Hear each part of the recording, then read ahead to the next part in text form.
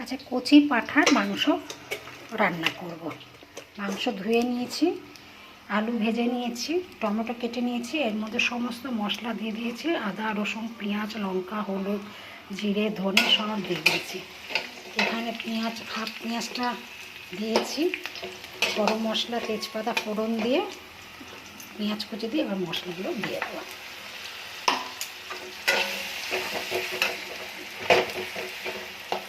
মশলাটা ভালো করে একটু কষে নেব।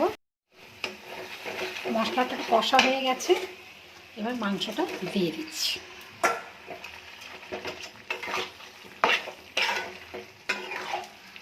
কড়াইতে ভালো করে কষে প্রেসারে দিয়ে দেব।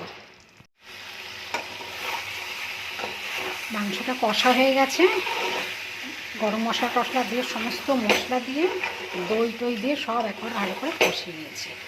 এবার আমি প্রেসার কুকারে দিয়ে দেব। মাংস দিয়ে দিয়েছি, একটু ফুটে গেছে, এবার আমি আলুটা দিয়ে দেব। দিয়ে একটু নেড়ে চেড়ে 3-4টে সিটি দিয়ে দিলাম।